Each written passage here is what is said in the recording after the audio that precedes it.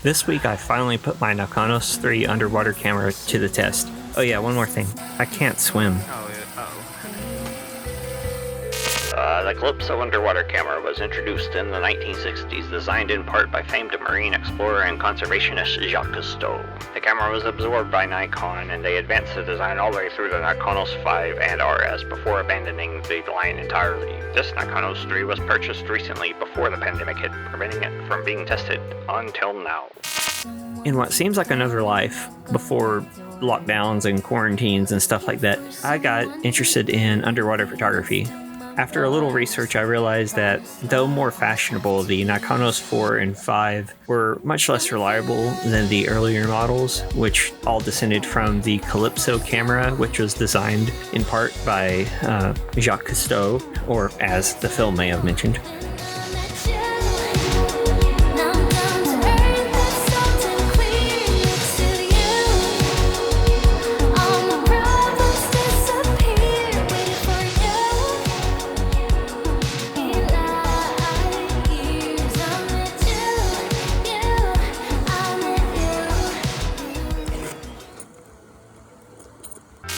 The Calypso-style Nikonos was a three-part design, like a piece of deep-sea diving equipment, using simple O-rings to protect the internals from the punishments of salt water and diving. The lens feels unsure but holds mostly true. Replacement gaskets and grease can still be purchased new or old stock. Now, I had a great plan worked out where I was going to go in a gym pool and get some photographs with somebody I've worked with quite a bit. But yeah, the whole lockdown put it into that despite several attempts. So now that things are not necessarily safer, but now that we know a little bit more about how we can be safe, Meredith messaged me asking a question about a similar shoot. And I told her, I was like, well, I've got an underwater camera. And she knew the perfect place to try. And that's what, that's what we did. That's how we wound up at this incredible swimming pool. I don't exactly know the details, but spectacularly, I didn't have to know how to swim to stay afloat in this pool.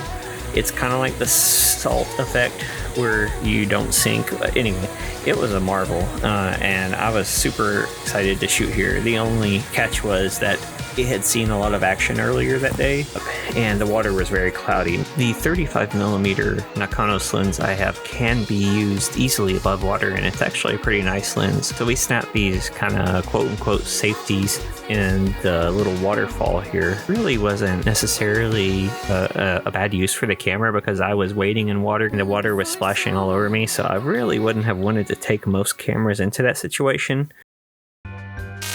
Film is loaded by pulling the internal portion of the camera out after removing the lens. Remove the case carefully by pressing the tabs. Forcing this could destroy the watertightness of the camera, like my first 3 marriages. Film runs under the pressure plate, but everything else should be familiar with any film photographer. The lens is placed back on, and basically it's just any other camera, albeit with a slightly funky interface. There is no meter. It helps to have one that can go underwater, and guess who doesn't have that?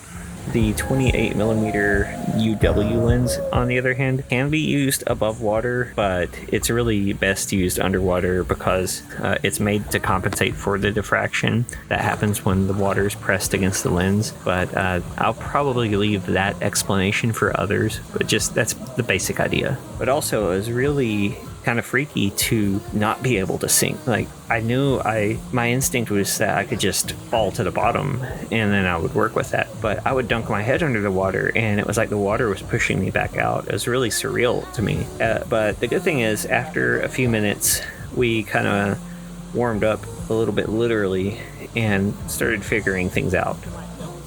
From that first setup, we went to the other side of the pool, which had better sun and had a better chance of being clearer, at least. So we went over there and actually had some helpful steps into the pool, which was good. And it's over here I switched to the 28mm lens because the 35mm lens renders more of closer to a 50mm view underwater. Although it was really difficult to capture the light in an area that wasn't super cloudy, and also was just trying to learn how to deal with water in the first place, and especially water like this. And I shot 2 rolls of Kodak Vision 3. One was Vision 3 250D, which mostly wound up in the first part. And then I shot a roll of Vision3 500T, which actually works pretty well underwater because it's a lot more blue down there, so it helps lend that look to it. I would say overall that not being able to swim is actually a relative non-factor other than my inexperience in water, and that Meredith did well, and we were both just really trying to learn what we were doing. There was a lot of trial and error, and oh yeah, I did shoot a roll of Ilford HP5, which will all show up at the end of this. A small number of lenses were produced for the Nikonos line. They were mostly very good as far as I can tell. The 28 and 35mm lenses I own translate roughly to 35 and 50mm underwater due to diffraction. Only the 35mm is optimized for use out of the water. The 28mm, however, is renowned for its sharpness. The shutter speed is familiarly placed on a knob around the film advance lever, which is also the shutter lever. Yes, they're the same. Located on either side of the lens is the aperture knob and the focus knob. It is a zone focus camera, which means you should work to become familiar with basic distances. The depth of field is helpfully displayed on the face of the lens. Thanks for my first underwater adventure. Yeah, of course. It was a blast. Awesome. Hopefully we got more than fine art pictures.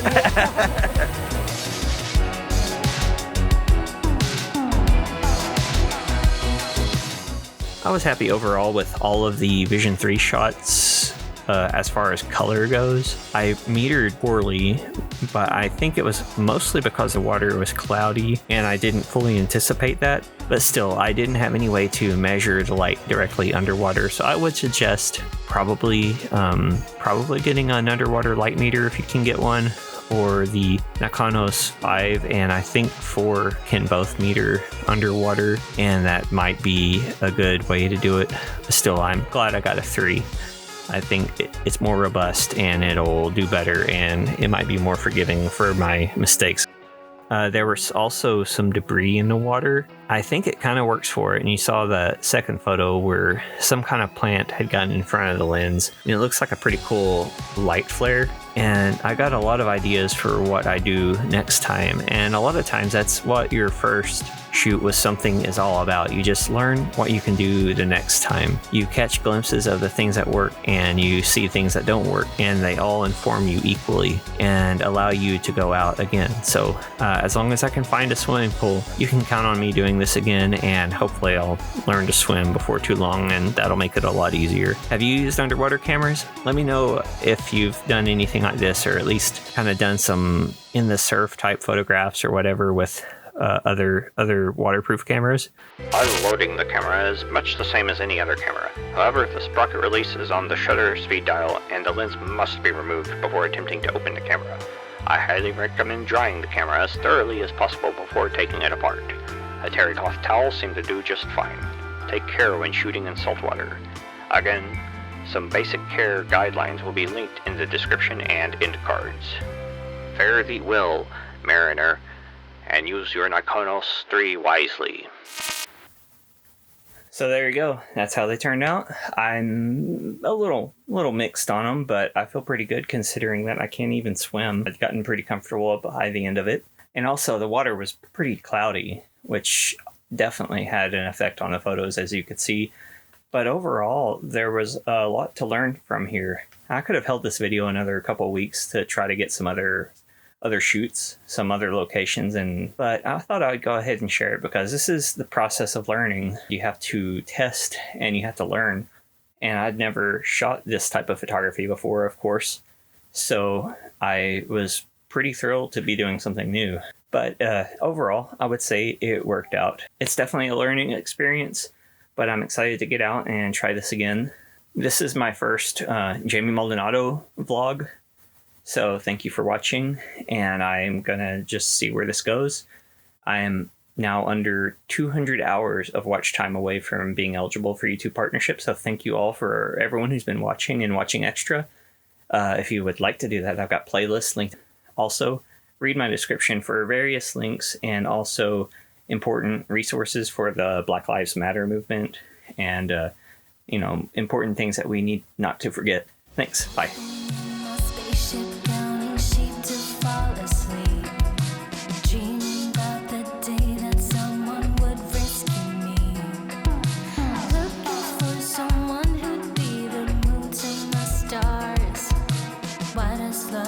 always have to be this hard.